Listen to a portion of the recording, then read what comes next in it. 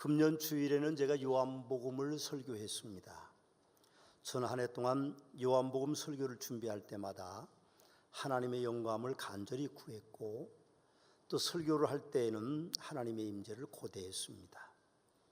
예배가 쇼처럼 흥분과 감동만 있어서는 안 되는 것이기 때문에 설교자인 제가 드러나지 않으려고 무던히 애를 많이 썼습니다. 설교는 회중들에게 들리는 것이 중요하지만 설교자에게는 준비하는 동안 하나님의 영감과 그리고 전하는 동안 성령님의 임재하심이 중요하기 때문입니다. 설교를 준비하는 제 책상 위에는 들리는 설교를 하고 계십니까? 라는 문구가 코팅돼서 붙어 있습니다. 전 한 해 동안 들리는 설교를 전해드리기 위해서 온 힘을 기울였지만 여러분들께 은혜가 되었는지 혹시 모르겠습니다. 혹시 그렇지 못하다 할지라도 저의 부족함을 용납해 주시고 제가 더 좋은 설교자가 될 수 있도록 기도해 주시기 바랍니다. 저는 새해에는 바울 사도께서 로마의 감옥에 두 번째 갇힌 AD 64년경에 쓴 목회 서신을 설교하려고 합니다. 디모데전서와 디모데후서, 디도서 이렇게 세 권의 이제 성경을 제가 50주 동안 정도 설교합니다. 사실 세 권 모두 합쳐서 13장 분량밖에 되지 않는데 50주일 가깝게 설교한다는 것이 걱정과 두려움이 있습니다. 그러나 성령님께 설교자인 저를 어떻게 이끌어 가실지, 저에게 어떤 영감을 주실지 기대와 흥분이 되기도 합니다. 저에게는 설교는 항상 두려움과 그리고 기대가 교차되기 때문에 그렇습니다. 장로님 한 분께서 지난 주일에 설교를 마쳤을 때에 저에게 그렇게 말씀하셨습니다. 요한복음이 이제 끝나네요. 그렇게 말씀하셨을 때에 저는 요한복음을 설교한 감사가 밀려왔습니다. 그렇지만 요한복음 이 시간에도 또 오늘 송구영신 예배 시간에도 마지막 두 절을 통하여서 예수 증인의 삶이라는 제목으로 계속됩니다.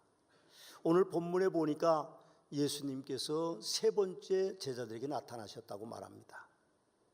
베드로는 제자들과 같이 있다가 나는 고기 잡으러 갈란다 그렇게 말했더니 11명의 제자 가운데에 6명이 우리도 고기 잡으러 갈란다 그렇게 이제 갈릴리로 내려왔습니다.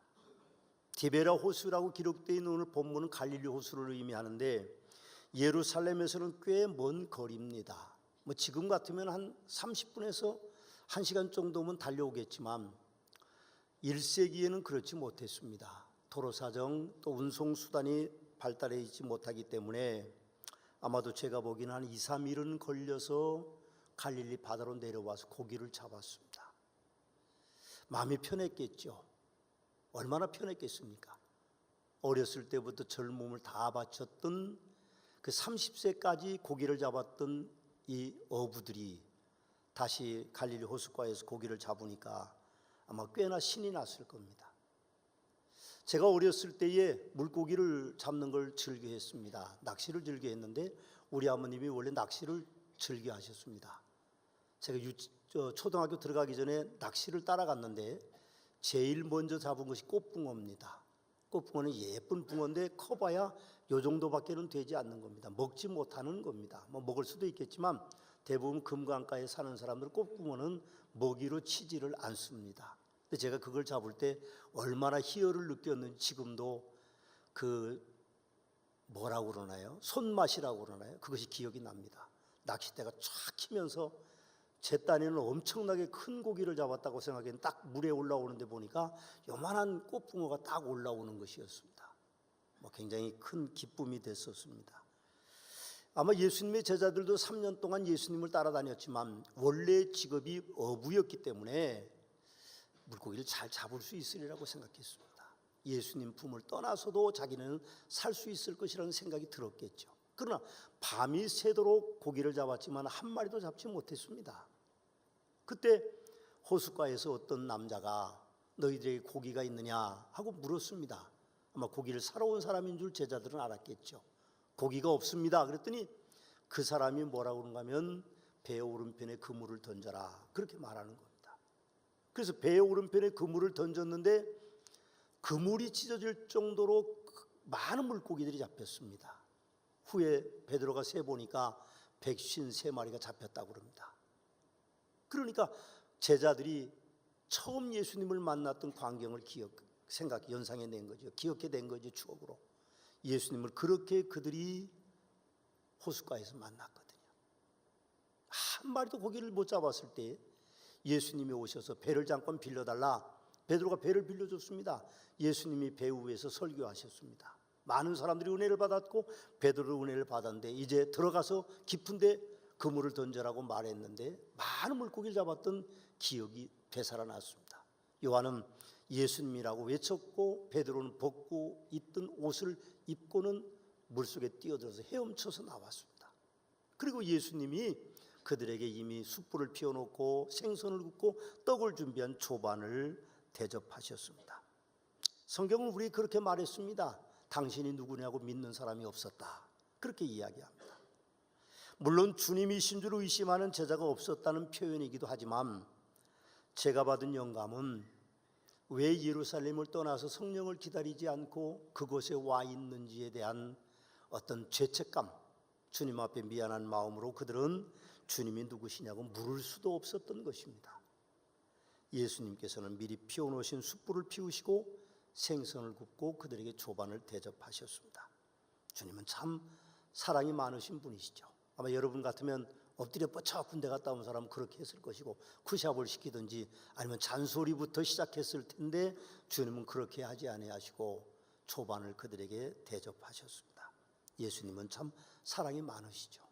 한 해 동안 우리의 삶을 되돌아보면 우리가 주님 앞에 책망받을 일도 참 많은데 주님은 사랑이 많으셔서 잘 덮어주시고 지금까지 오시고 우리를 용서해 주셨기 때문에 오늘 우리가 이 자리에 서 있는 것입니다.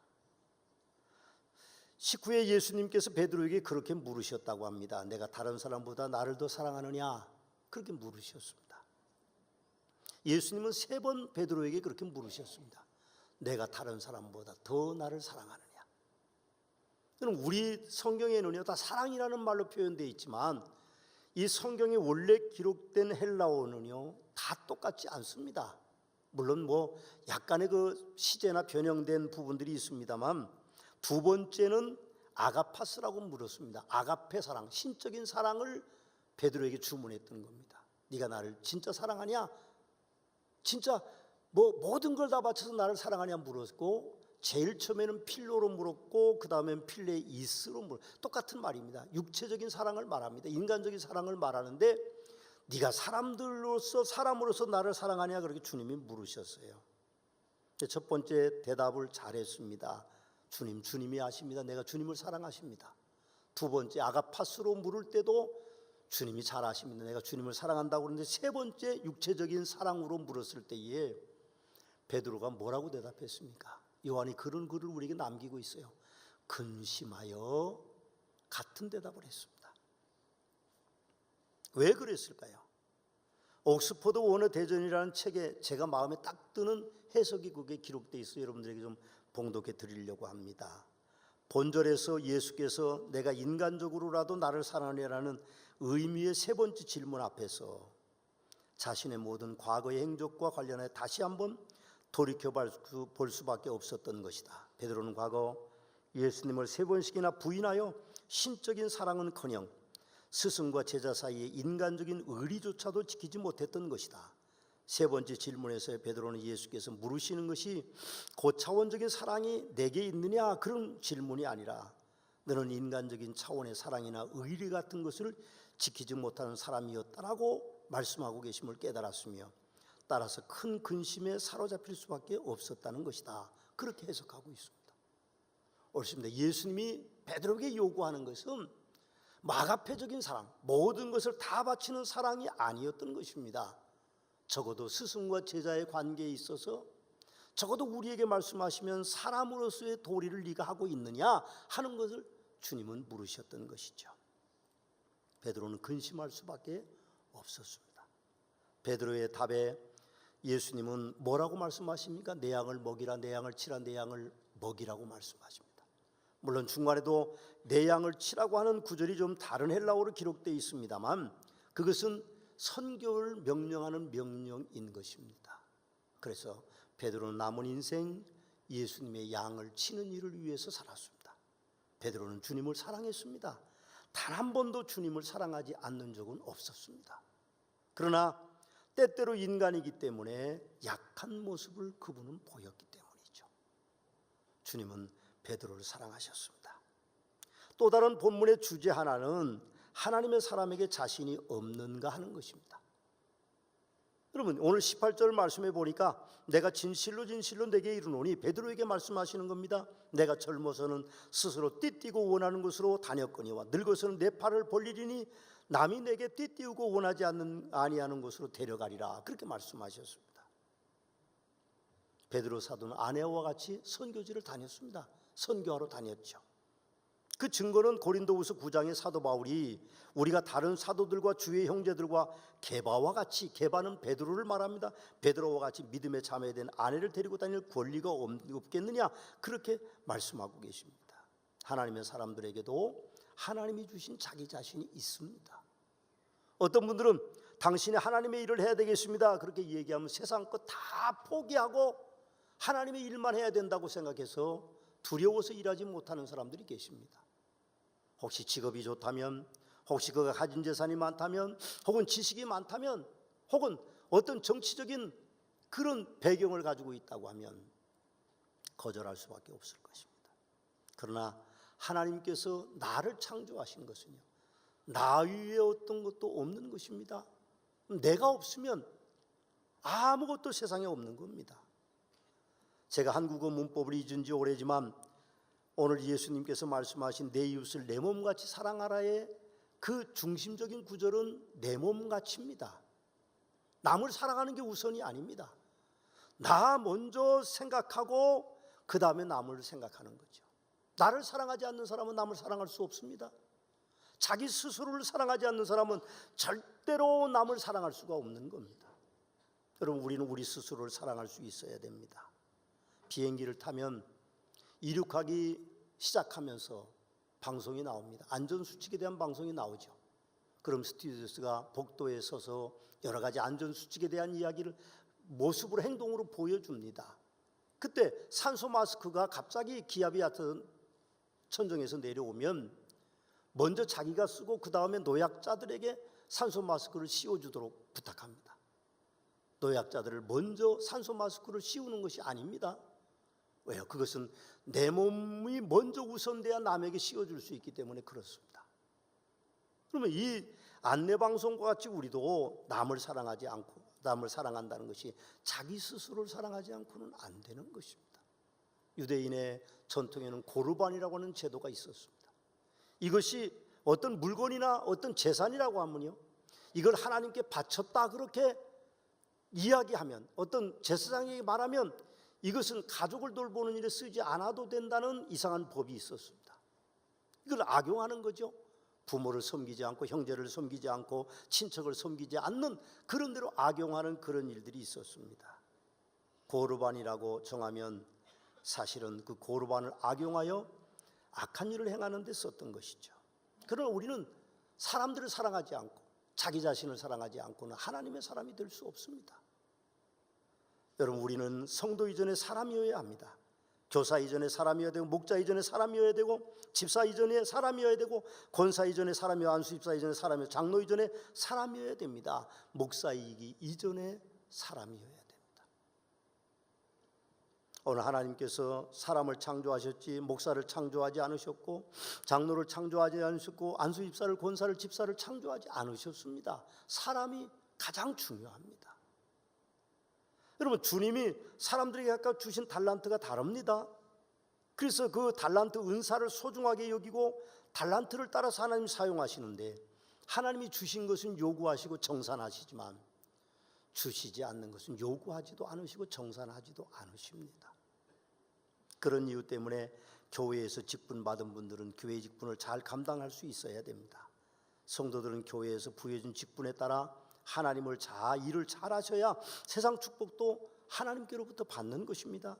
예수님께서는 너희는 먼저 그의 나라와 그의 일을 구하라, 그리하면 이 모든 것을 너희에게 더하시게 하겠다고 약속하고 계십니다.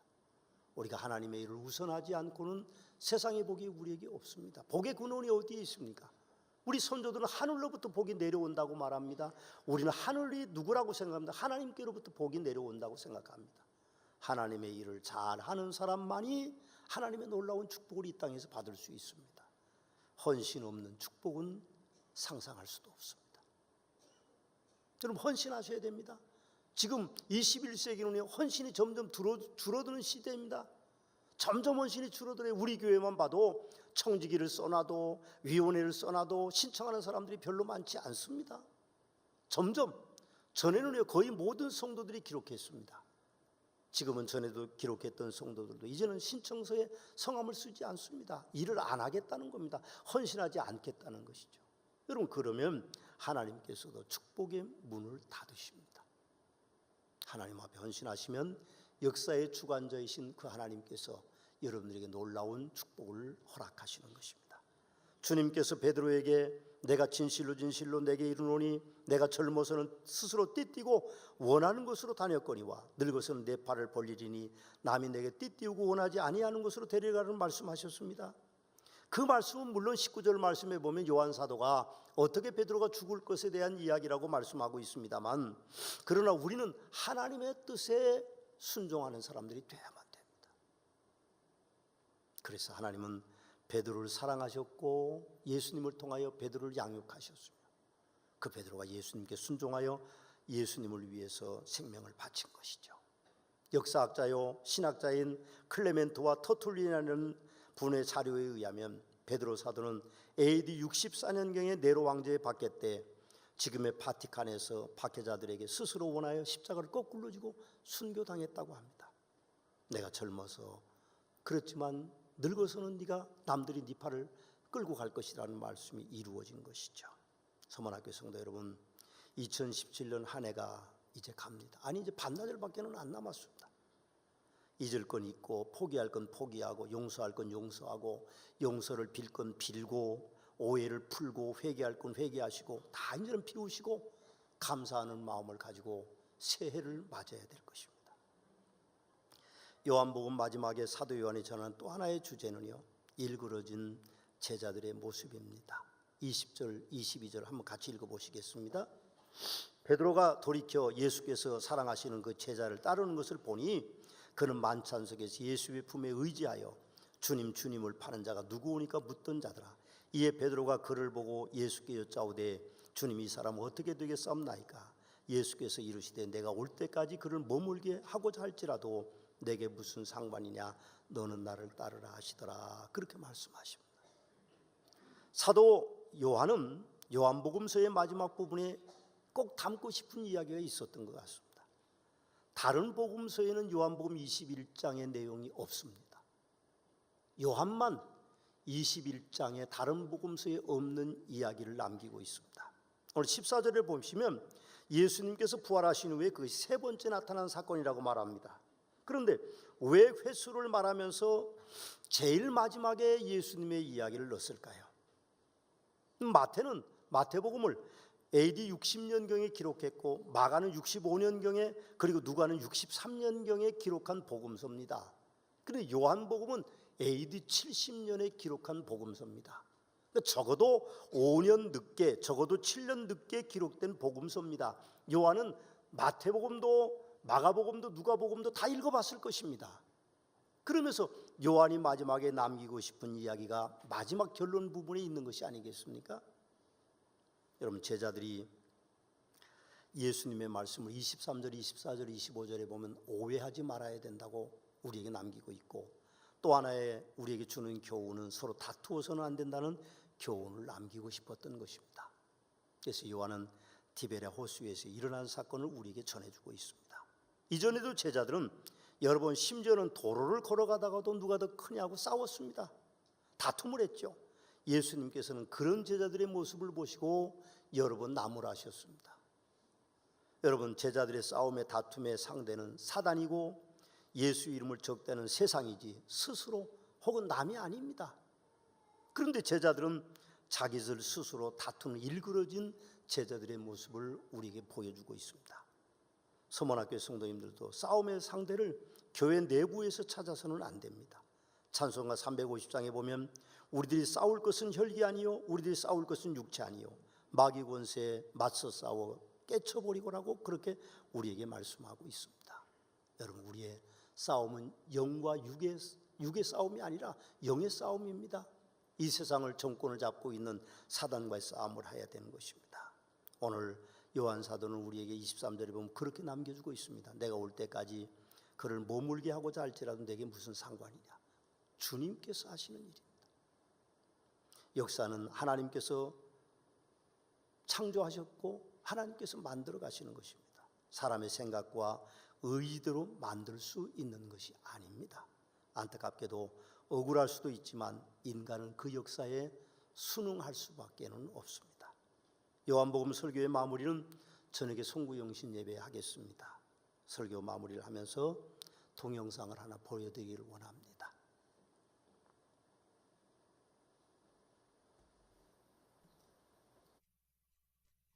강 여사님, 살아온 세월이 난 참고 살았어요. 참고 넘기고 나같이 참고 이렇게 살아온 사람이 어디 있겠어? 누구 때문에 참았어요? 야, 누구요? 남편. 네, 욕하지 마세요. 할렐루야 주여 이주동아리. 남편이 어떤 분이세요? 내 인생의 로또예요. 어이구, 안 나죠. 살아도 안 나죠. 어떻게 그렇게 안 맞을 수가 있냐? 죽어서도 안 맞을 거야. 데려가세요 주님. 그만하세요. 내 뒤에는 손이 있어요. 무슨 네 손? 이전 노래였냐? 손을 빼면 어떻게 될까요? 하지 마라. 한번 빼볼게요. 안돼, 잠깐만. 손을 뺐습니다. 강 여사 뒤에 있는 손은 이 손입니다. 손을 뺀 강 여사님은 어떻게 될까요? 어이구, 앉지도 못하시네. 아무것도 할 수 없죠.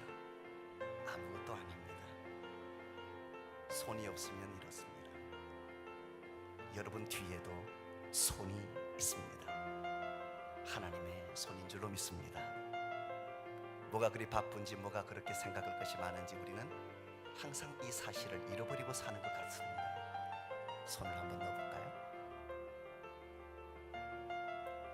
만에 하나 하나님의 손이 우리에게 없었다면 이렇게 됐겠죠. 아무것도 아니었습니다. 이런 우리를 버려두지 아니하시고 하나님께서는 살리신 줄로 믿습니다. 생명을 주시고 말하게 하고 꿈을 꾸게 하고 하나님을 찬양하게 하더니 하나님을 아바 아버지라 부를 수 있게 하셨습니다. 그 영원한 하늘나라에 들어가게 하셨습니다. 우리는 매일 없다라고만 합니다. 달라고만 합니다. 부족하다라고만 합니다. 아니요, 다 주신 줄로 믿습니다. 다 있다 말하십시오. 아이고, 강 여사님 왔어요. 왜 놀라세요? 보여? 뭐가 보이세요? 뒤에 뭐가 있어요? 손. 무슨 하나님의 손? 다 있어요? 다 있네. 그래서 이분들이 어떻게 보이세요 지금? 소중하시다. 그래서 대단하다. 그래서 특별하고 귀하다.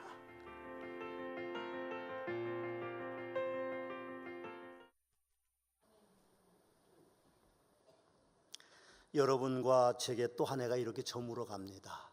그러나 끝이 아닌 새로운 시작이 있습니다. 기도하시겠습니다. 이제는 우리 주 예수 그리스도의 은혜와 아버지 하나님의 극진하신 사랑하심과 성령님의 감화, 감동, 역사하심의 은총이 오늘 한 해를 보내는 성도들을 위해 새로운 한 해의 희망의 하나님으로 함께 계시옵기를 축원하옵나이다. 아멘.